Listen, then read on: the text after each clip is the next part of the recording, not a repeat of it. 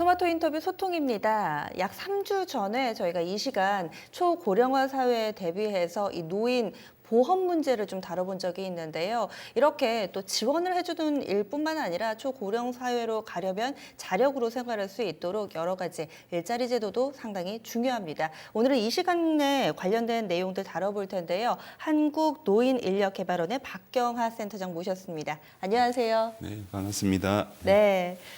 노인 일자리 문제 사실 시간을 내서 열심히 좀 고민해 본 적은 없었던 것 같은데 지금 이 자리를 빌어서 좀 여러 가지 내용들 보겠습니다. 지금 현재 일자리가 좀 많나요? 뭐 지원 사업이 많은지 어떤지 현황부터 알려주세요. 네. 노인 일자리 사업이 이제 정식 명칭은 노인 일자리 및 사회활동 지원 사업입니다. 2004년도부터 시작됐는데 그 당시에 2만 5천 개 일자리가 네. 지금은 이제 61만 개로 근 20배 이상으로 이렇게 확대되었습니다. 네, 상당히 좀 많이 증가를 했는데 그러면은 뭐 분야별로도 여러 가지가 있을 것 같은데 몇 가지만 소개해 주시죠. 네, 그 명칭에서도 이렇게 좀 구분이 가능한데 네.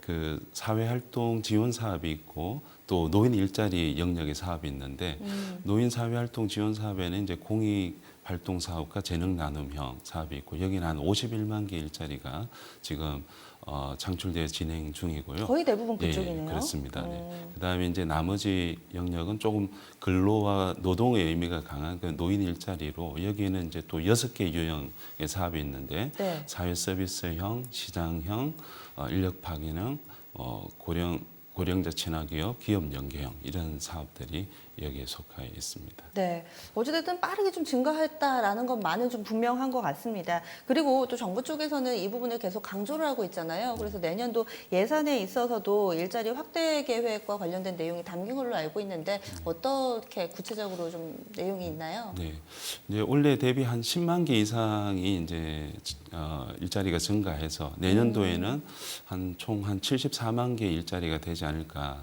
예측이 됩니다. 이 증가되는 이제 일자리 중에 거의 20%네요. 네, 그렇습니다. 네. 그래서 증가되는 일자리 중에는 한 70%는 공익활동 쪽에서 배정이 될 것 같고 네.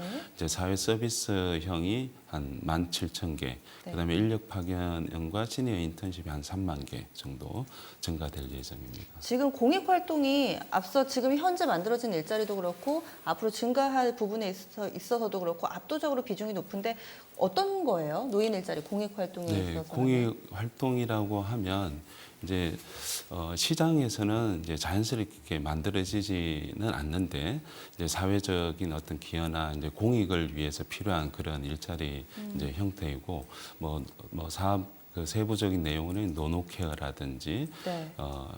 이제 공공시설에서 어르신들이 이제 파견되어서 네.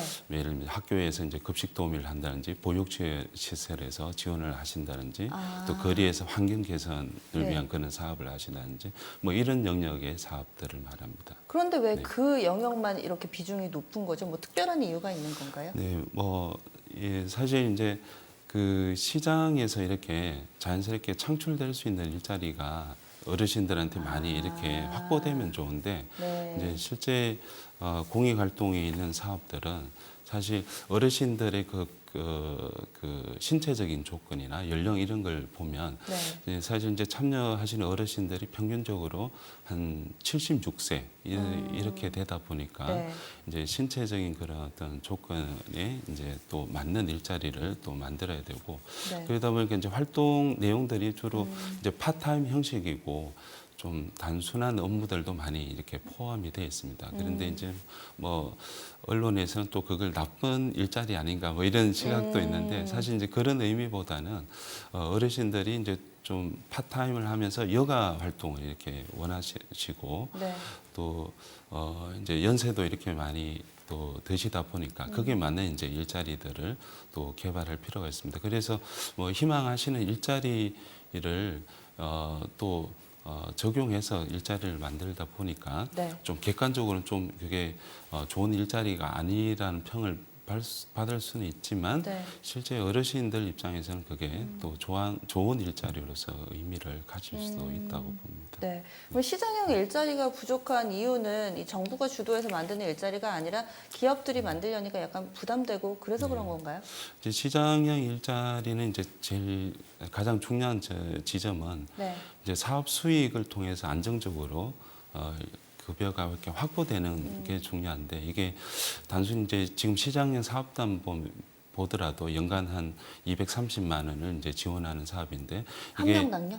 네, 1인당 그 사업비가 지용되는 그 비용이 네. 그 정도 되는데 사실 그 비용 지원으로만 또 해결될 문제는 아닙니다. 왜냐하면 아이템을 이제 선정하고 네. 또 경영을 관리해야 되고 또 만들어진 어떤 제품이나 이런 것들은 이제 판로를 열어줘야 네. 되고 이런 다양한 이제 정책적인 지원이 필요합니다. 그래서 노인 인력 개발에서는 네. 이제 초기 투자비를 지원한다든지 전문 컨설팅을 한다든지 이런 네. 정책적인 그런 지원에 많이 주력을 하고 있습니다. 제가 지난번에 이 노인 지원 그런 보험 관련된 이야기를 할 때도 그랬지만 몰라서 못 하시는 분들이 대다수거든요. 이렇게 정부 쪽에서 관련된 프로그램을 가지고 있는데 그러면은 이 나이 제한이 있는 건가요? 해당되시는 분들은 지원을 하면은 누구나 이렇게 일자리가 배정이 되는 건가요? 네, 여기 사업 유형마다 이렇게 이제 연령 기준이 조금 차이가 있습니다. 이제 그 공익형 활동 사업과 사회 서비스형 사업은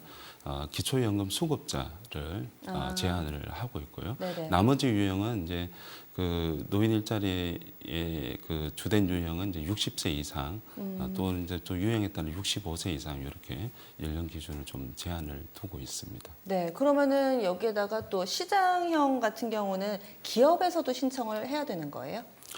시장형을 뭐 크게 이렇게 보면 이제 아까 말씀드렸던 창업 방식이 있고 또 기업과 연계해서 하는 이제 취업형의 그런 사업들도 있습니다. 이제 취업형 사업은 이제 수요처가 중요한데 뭐 그거는 기업이 될 수 있고 기업도 이제 공공 부분과 민간 부분을 나눌 수 있는데 이런 수요처에서 이제 어르신의 그 노인 인력을 요구하시면 이제 거기에 맞게끔 교육을 시켜서 기업에 이제 연계해주는 형태로 지원이 되기 때문에 이제 어떻게 보면 이제 기업의 수요가 일단 발생해야지만 일자리가 만들어질 수 있는 그런 이제 조건들이 있습니다. 네.